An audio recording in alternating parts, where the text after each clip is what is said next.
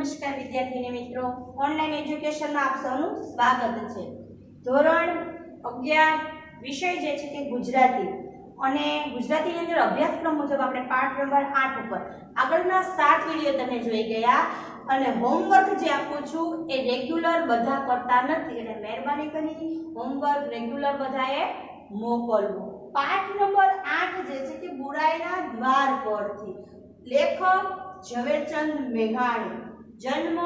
તો કે છે 28/8/1894, મૃત્યુ 9/3/1947 અને શેમાંથી લેવામાં આવ્યું એટલે કે સંગ્રહ જે છે કે નવલિકા। આપણે પાઠની પ્રસ્તાવના જોઈએ કે બુરાઈના દ્વાર પરથી, આપણે નામ જોઈએ તો આપણને એમ થાય કે કાંઈ આમાં અચૂકતું હશે, કાંઈ ખરાબ થઈ ગયું હશે। બુરાઈના દ્વાર પરથી આપણે વાત કરીએ તો આ પાઠ જે છે કે ઝવેરચંદ મેઘાણી। હવે તમને પૂછાય છે ઘણીવાર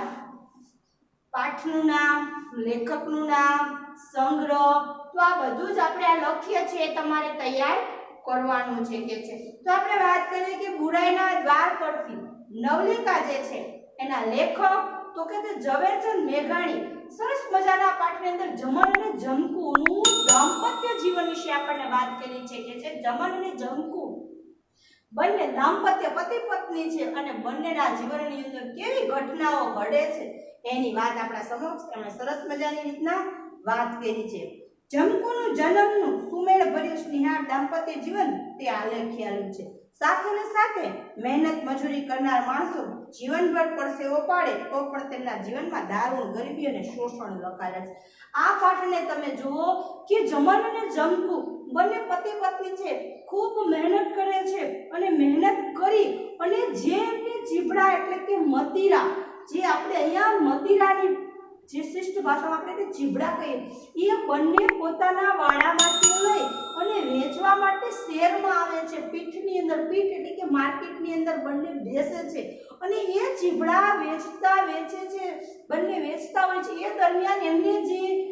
વ્યક્તિઓ એમની પાસે આવ્યા અને એમને જે વાત કરી એની સરસ મજાની આપણા પાઠની અંદર વાત કરીશું કે જમન અને જમકુ તો સૌથી પહેલા બંને જીભડા વેચવા બેસે છે અને પોતે પાથરણું પાથરી રહીને બેસે છે। તો ત્યાં એક શેઠ આવે છે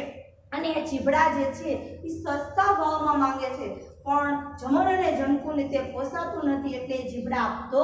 નથી, એને વેચતા નથી। અને ઓલો પેલો જે શેઠ છે એ પણ બીજા વ્યક્તિ કોઈ લેવા આવે તો એ જીભડા લેવા દેવા તૈયાર નથી કે છે। અને બંને તેમ છતાં જમન જે છે એ શરમાળ છે, જમકુ જે છે એ થોડી સુમેળ સ્નેહાળ વાળી વાત પોતે કરી શકે છે એટલે પોતાના જીભડા વેચાતા નથી એટલે પોતાના પતિને મીઠો ઠપકો પણ આપે છે કે શું ભલા, એક લલકારો અવાજ, અને તેમ છતાં જમન જે છે એ પોતે લલકારી શકતો નથી અને પોતાની પત્ની એટલે કે જમકુ જે છે એ પોતાના જીભડા વેચાય એવા સારું સારું બોલી અને ગ્રાહકોને પોતાના તરફ આકર્ષે છે। એવામાં કોઈ એક સ્ત્રી આવે છે, જીભડા માટે રકઝક કરે છે, એક શેઠ આવે છે અને અંતે એક સુમનલાલ નામનો નવયુવાન પોતે જીભડા ખરીદવા આવે છે। અને આ નવયુવાનને જમન અને જમકુનું જે દાંપત્ય જીવન છે એ જાણવા જોવાની ઈચ્છા થાય છે એટલે સુમનલાલ આવી અને ડાયરેક્ટ એ જીભડા જે છે એને પોતે ખરીદવા જમન અને જમકુને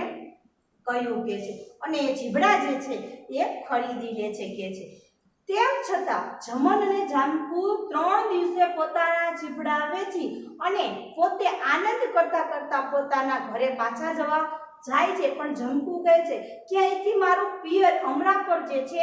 એ નજીક છે, માટે ત્યાં આજે જઈએ અને કાલે ત્યાં સરમાળિયા એટલે કે ચરમાળિયાનો મેળો છે એ મેળો કરી અને પછી જઈશું। મારી માં જે છે એ તમને ઉના રોટલા ઘડી આપશે અને તમે એ રોટલા ખાઈ અને પછી કે છે જશો। રસ્તાની અંદર બંને જવા માટે જે કમાણી થઈ છે જીભડા વેચી અને એ કમાણી જે છે એ સુમનલાલ અને જે વેચા જીવડા એ પૈસા બંને જમન અને જમકુ લઈ જાય છે, પણ જમકુ જે છે એ કહે છે કે રસ્તામાં કોઈ લૂંટેરાઓ આવશે અને લૂંટી જશે તો આપણી મહેનત જે છે એ પાણીમાં ફરી વળશે, માટે જમકુ જે છે જમનને કહે છે કે તમારી પાઘડીમાં મૂકી દો, પણ તેમ છતાં જમનને બીક લાગે છે